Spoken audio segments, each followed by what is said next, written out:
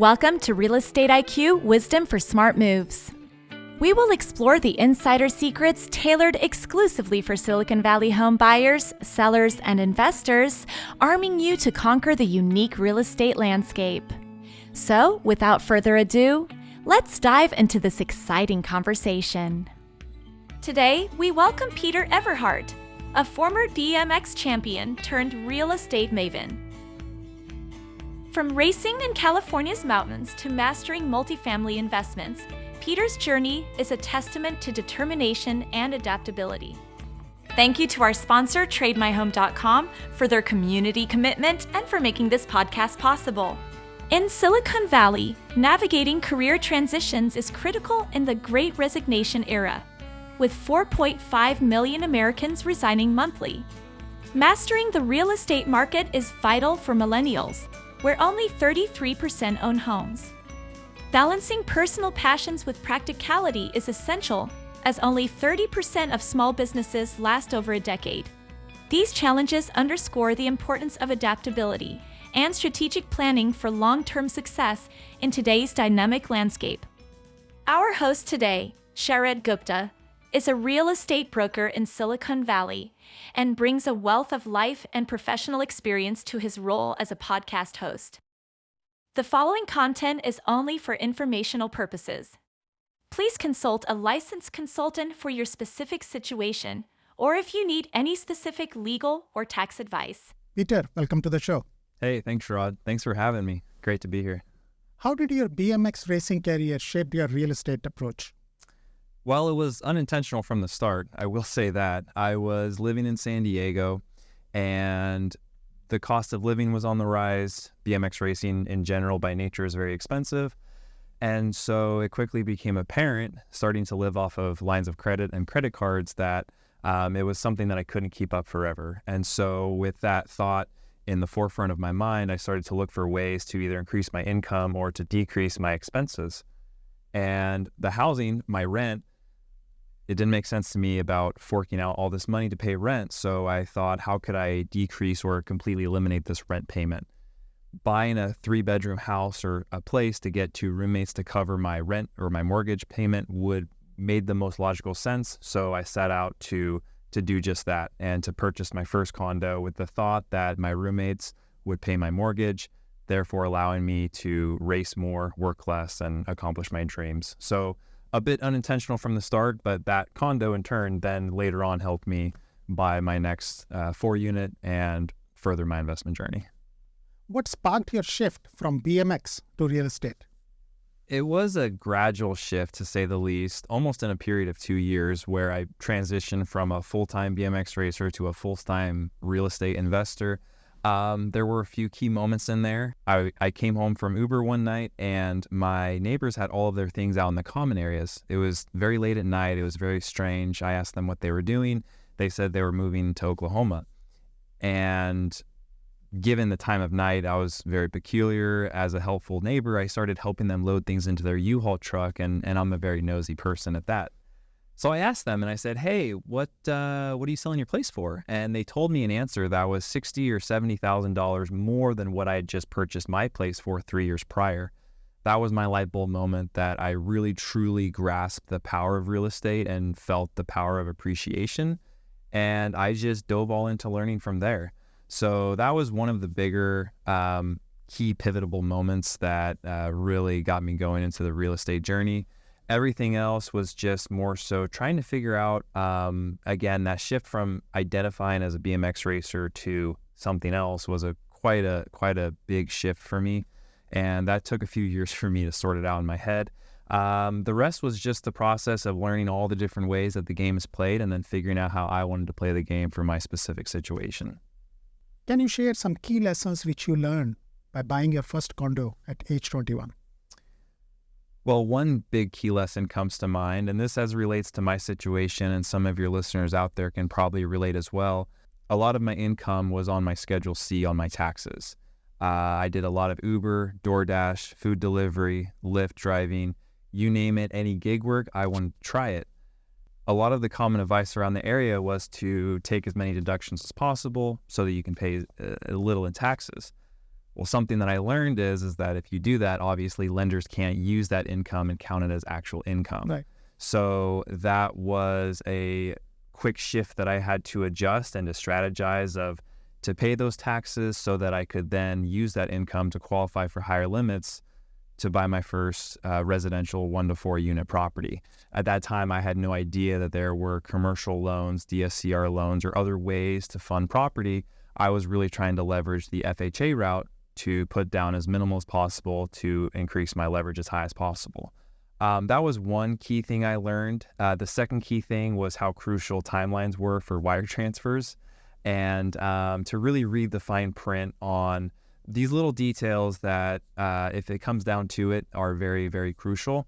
And such things as your credit card statement closing date time to post your last payment is different on the closing date than the time is for the rest of the days in the calendar month. Right. So if you're trying to pay down your credit card to zero in order to have it report zero so that your then lender can knock off that payment to further help your debt to income utilization ratio, knowing those dates and all of that fine print is very crucial. So that was another big thing that I remember in buying that first condo. And then probably the last lesson I learned is how non-important the location or not important all these other things were, because everyone told me it wasn't going to be my forever home. And so that was probably the third thing that I learned. And what major challenges did you face transitioning from racing to real estate? Oh boy. Well, I can't say that we're going to have enough time to necessarily dive into all of those challenges. To sum it up, most all of the challenges were internal. There were some external challenges as far as figuring out where the lending is going to come from if I don't have what is considered a stable source of income, W-2 income. That was one sort of challenge. But really, it was more so of what does life look for me, given that I've just dedicated the last 12 years or 15 years to this sport, and henceforth my identity, my community, my support system, all of these things encapsulated within that. So I left BMX with no clear vision of myself, no true identity. And with that, it's very hard to create goals. It's very hard to say, hey, well, I know that I want to get into real estate. I know that it can help me and I'm really drawn to it, but it's hard to take action if you don't know what you're taking action towards. So very early on, I remember the hardest thing for me was to know what was real or not real and what was realistic or not realistic, and how to set those first goals. And so I remember I'm always a man of action. And so if things take much longer than I think they should take, I get really agitated and I just say, you know what, screw it. We just need to put something on paper. And so I remember at the time saying, hey, if I can just replace all of my active income right now from my W-2 job and everything, if I can just replace all that with passive income, I'll be good. Looking at my current lifestyle, my current bills and all that. And the second thing was, how fast do I want to do that? I thought, well, I was 25 at the time. Retiring by 30 and traveling the world sounds great. So let's just do that. So that was my goal. I said, I need to create $1,000 a month in passive income every year so that in 5 years, I would have $5,000 in passive income. And that was kind of how I first started out to overcome that problem of that shift into this whole new world as we know. That can be very complex if we let it. Worried about the dilemma of selling first or buying first? TradeMyHome.com, powered by Your Home Sold Guaranteed Realty, has the solution. With our guaranteed 24-hour cash offers, you won't risk owning 2 homes or being homeless. You can buy first and sell later. Are you upgrading or downgrading in the next 3 to 6 months? Text PAIR to 408-740-7400 for a free and no obligation professional equity appraisal report. For more information, visit TradeMyHome.com or call 408-740-7400. Remember, at TradeMyHome.com, your home is sold guaranteed or we'll buy it. And why did you choose a HELOC for your 4-plex investment? I chose a HELOC because that was just the quickest way I could get going. Like I said, I'm a big man of action and it really keeps me up at night if I can't do things now versus later. So given the nature of my lifestyle at the time in BMX racing, I was living off of credit cards. So I was in a bunch of credit card debt. Through my beginning researches of all things real estate, I discovered the method of using a HELOC. And while I knew that I had value in my condo of my aforementioned neighbors moving out and selling the place next door. So I can't exactly remember. I think it was just through a few basic podcasts, just like this one, that I learned what a HELOC is and how it can leverage it. And I remember when I was first looking into it, I was looking for the highest leveraged HELOC. So I found an 89.9% LTV HELOC through a credit union in the Midwest. And the way that the numbers worked out with my DTI limiting the cap of what I could do at the time, I remember $64,000 was my initial draw credit line that I could get.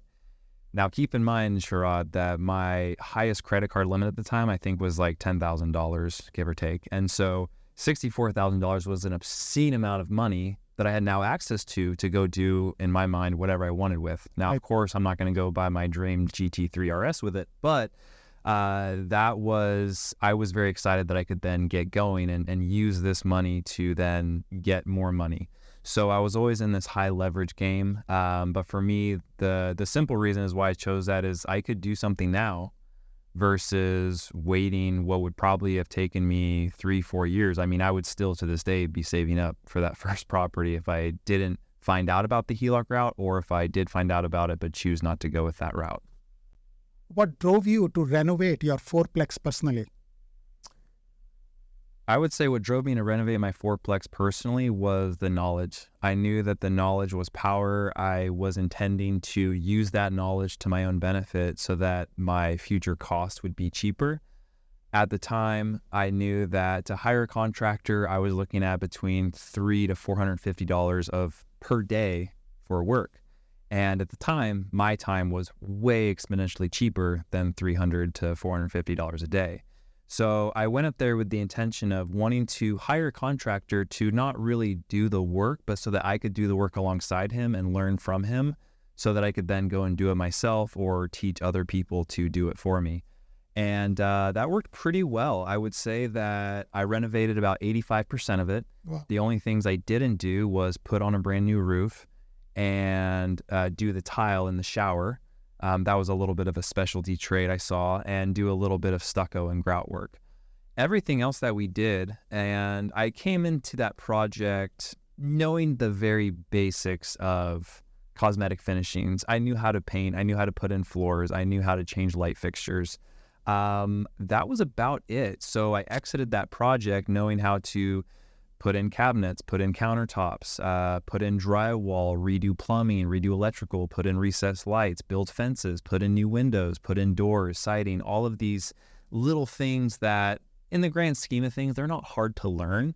But YouTube University can only take you so far if it's not very specific to the product type that you're working on in the area of the nation that you're working on.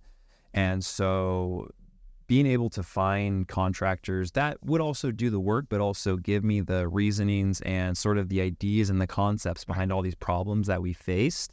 I also had to reroute AC duct work for just the cabinet layouts that we had to do. All these little things that I think I could have figured out, but the time for me to personally figure them out, and more importantly for me, the mental stress to do that, was just not worth it. So that was probably the biggest driving force, was not so much the cost or the time, but it was just that knowledge of knowing that I could have a finer control in my operations moving forward. How does an athlete's mindset benefit real estate investing? Well, for me, my athlete's mindset and how it's benefited my real estate investing, I would say it comes from the idea or the concept of trying again, or the idea or concept of it's not going to come easy and it's not going to come quick. Those two things I see a lot of people struggle with that maybe don't have an athletic background, or maybe there's other things in their life that hold them back from that concept, and they easily give up on certain things not because that they can't put in the work, but because they don't think they're doing it right. Right. And if they don't see immediate results, even if they're small results, they shift, they change. And then the years roll past and they've tried a bazillion different things, but nothing's become of it. And so for me, again, I didn't know it at the time, But because I was a complete nerd when it came to all of my power outputs, all my data when it came to racing. And so I could see very minute increases over the months and as the years where I knew that I was getting better, but I understood the time that it took to build that. And so moving into learning new things with real estate, for example, cold calling owners is something that some people just kind of shy away from. Right. And I know that it's not the first time I call the owner or the third time, maybe not even the 10th time, but 10 years from now, that owner may call me and say, hey, I'm ready to sell my property. Right. And they know me because of the repetitiveness. And it took 10 years to water that seed to then eat that fruit. And that concept alone is probably one of the bigger things that keeps me grounded, because the way that my mind works, I'm always worried. I have anxiety about, hey, not necessarily what I'm doing is wrong, but I have no prior experience of if this data that I'm getting or these results that I'm getting or lack of results that I'm getting, I have no gauge as to say, hey, is this correct? Is this normal? So that I would say benefits quite a bit, not even with real estate, but anytime I'm learning something new, if I'm trying to get better physical fitness, if I'm trying to understand the concepts of like certain things with life, the way that my brain works, triggers, all of those things, is very beneficial to just delay the gratification a little bit, and know that you're doing a good job. What insights from Uber driving helped you in real estate? Well, aside from having potentially overhearing 30 to 40 conversations every single day from all walks of life in the backseat of your car, which has been insightful in and of itself, but more so kind of to unpack that a little bit more, it's allowed me to see how a bigger sample size of the general populace, the way people think, how they act, their ideas, beliefs, motives, and really provides some insight to when I'm trying to learn new things about real estate, when I'm meeting new mentors, or when I'm trying to decide, hey, do I want to trust this person or take heed of what they say? Do I want to respect this person and allow them to influence me? That's a big one. Allow the influence to happen. That provides a lot of help and kind of self-education to kind of weed out the bullshitters, if you don't mind that. And so because I didn't really grow up in a very social setting, again, I was very focused around BMX racing. Right. So I didn't have a lot of social influence. I didn't have a lot of social interaction. I literally didn't know how to make friends. And so that was something that I learned of as a general of how the world works, how people work, how people think. That kind of helped me catch up on all that lack of social activity through my younger decades of life. And so that moving forward, when I was diving into real estate, when I was meeting all these new people, having all these new social experiences, I could help kind of better navigate and not be so trustworthy when I didn't need to be, or be more trustworthy when I was trying to overcome my own personal limitations. Thank you so much, Peter, for your time today. Keep up the great work, and let's stay in touch. Sherrod, I appreciate you having me on. Thank you so much. And I hope that your Q1 2024 is just as successful as Q4 of 2023. For the next episode of Real Estate IQ, featuring Travis Palser, the Vice President of Operations at HomeGuard. We can't really give you all information, right? An inspection is a snapshot of a period of time we're in the house, and it's completely visual. It's what we can see. With expertise and a keen eye, he has assisted numerous Silicon Valley homeowners and investors.